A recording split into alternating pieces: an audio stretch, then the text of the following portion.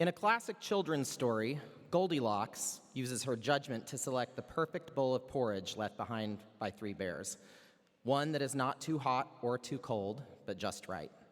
Competitors in original oratory must use similar judgment in selecting their topics and isolating a problem that is not too large or too small, but just right. This is a delicate balance to craft a speech that is broad enough to relate to a large audience, yet specific enough to be personal, unique, and memorable. And then, of course, to really stand out, a skilled orator must be a triple threat: a powerful thinker, writer, and speaker. 6 of these standout speakers are about to voice their thoughts with you. But before we hear from them, I'd like to thank my own triple threat, our amazing tab staff, Dr. Betty Stanton from Oklahoma,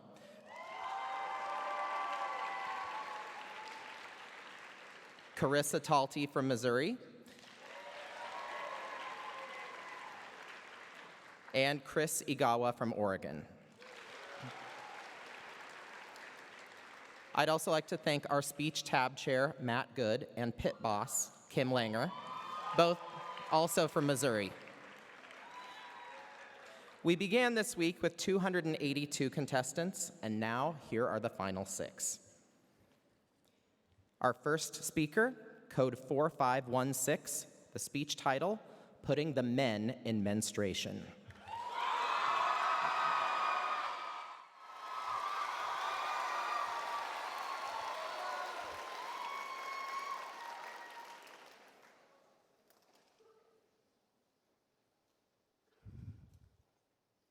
I genuinely believe teachers at my school have given up on screening song suggestions for student dances. Like last month at prom, "A Milli" by Lil Wayne blasted on the speakers and had everyone jumping up and down in unison, screaming, "My criteria compared to your career just isn't fair. I'm a venereal disease like a menstrual bleed." Hold up, did he just compare something that happens monthly to over 1 billion women in our world? To a disease? Lil Wayne, let me just give you some of your own advice, because as you say, the real G's move in silence like lasagna. So why don't you shut up?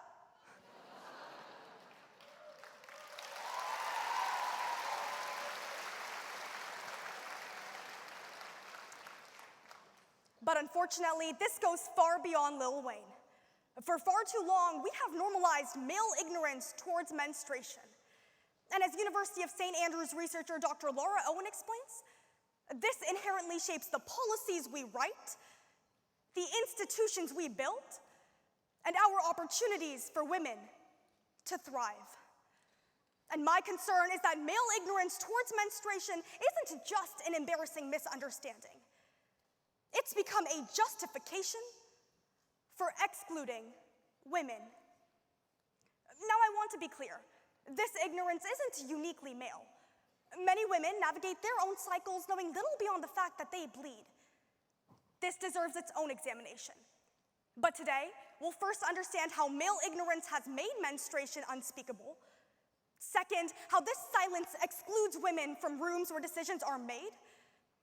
And finally, we'll break the cycle of ignorance before it bleeds into another generation.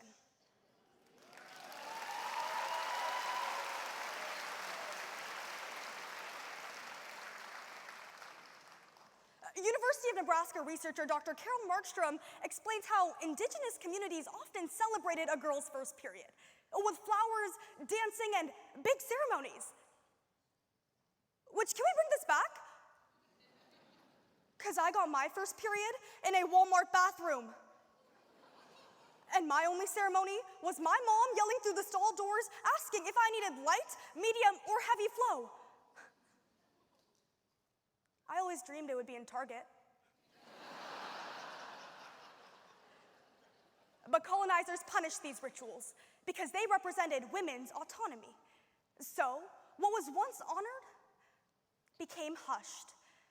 And today, this same silence has flowed into our school classrooms.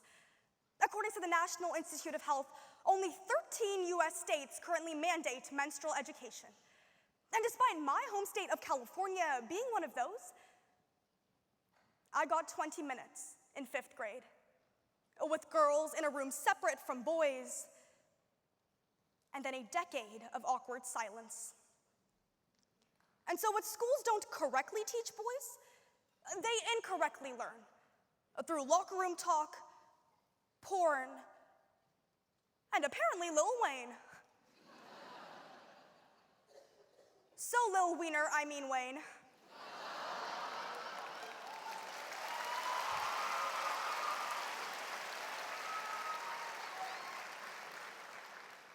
The real disease is when these uninformed boys grow into men who rise to positions of power where their ignorance metastasizes.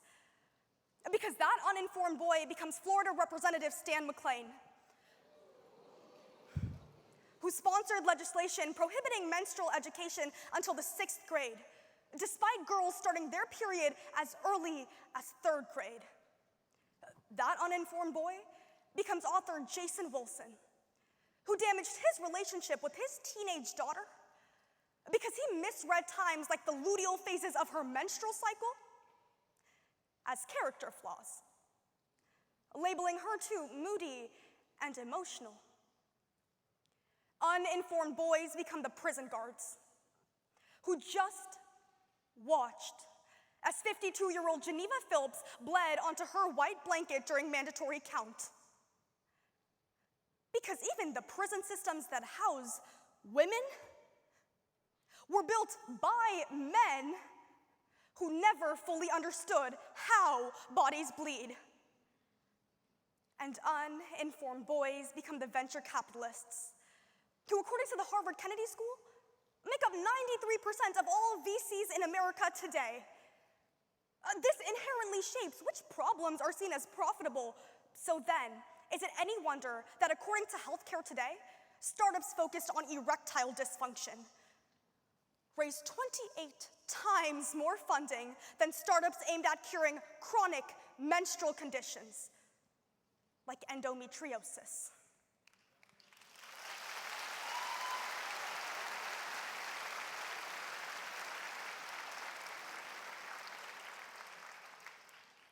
The bottom line is clear. Whether it's in our schools, homes, prison systems, or even our forefront of innovation, male ignorance towards menstruation leads to women's needs being deprioritized.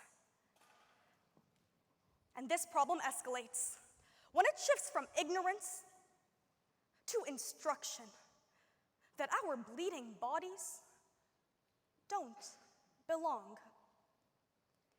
I first felt this at 13, when my grandmother said that I couldn't enter the temple because I was on my period.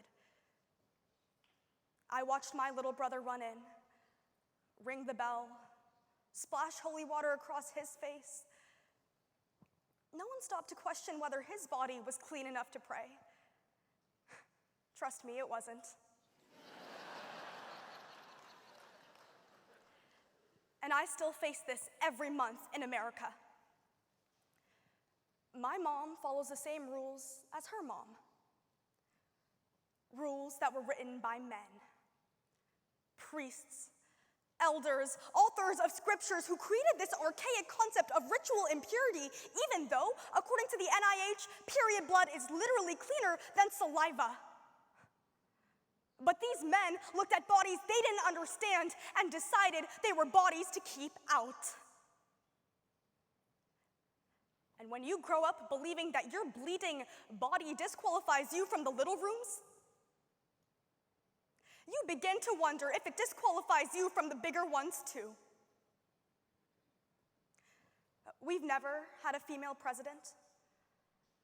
In 1970, the vice president's own physician warned that a woman's raging hormones would escalate the Cold War. So first, I'm too dirty to pray, and now I'm too emotional to lead. And when you hear this over and over again, it starts to feel like common sense. like a rule, like the line we've all heard, that a woman in power would start World War III on her period. I mean, that's not medical journals. That's Reddit. That's ignorant group chats. Ignorant because every past war has been started by a man. Because women belong.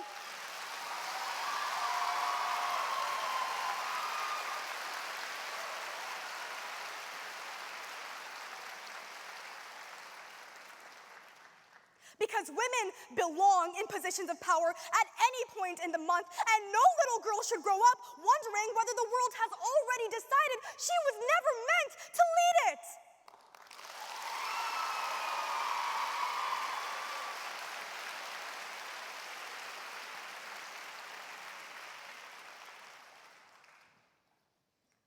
So how do we begin to fix this? Mom, I'll take a box of each. Solutions in light, medium, and heavy flow. Light flow, the everyday drops that add up. Watch Nadia Okamoto's TED Talk. Read Period Power by Maisie Hill. Educate yourself. Then, in rooms where decisions are made, ask, who in here actually understands the bodies we're deciding for? Do these budgets account for menstrual health? Fix what the spotty answers expose. Next, medium flow. Steady and widespread. We must end the boys leave the room approach to menstrual education, because if boys are old enough to yell lyrics about menstrual blood, then they are old enough to understand what a cycle does and does not do.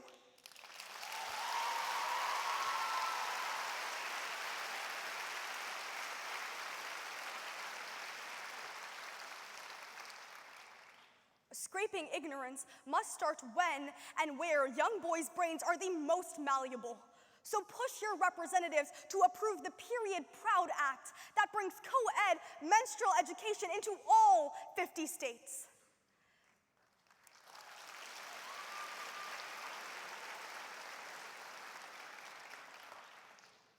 And finally, heavy flow. The type that bleeds through everything and refuses to be ignored. We, as speech and debaters, are trained to discover the impact of our voices. So if someone jokes about a girl being crazy because she's on her period, respond with a, what do you mean by that? Watch the air deflate out the joke, because ignorance dies when it's said out loud.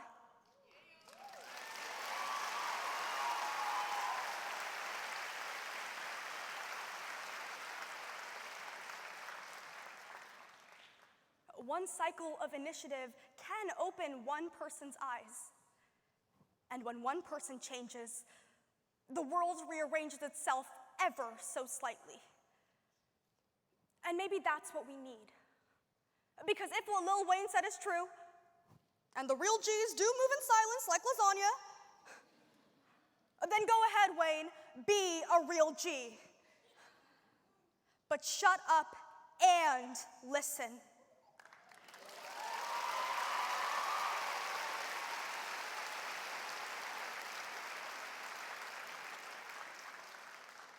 Because I'm going to be loud and fight to walk into the rooms I'm told I don't belong. I won't let one lazy lyric define how the world talks about my blood ever again. And I hope you are all with me. Let's put the men in MENstruation.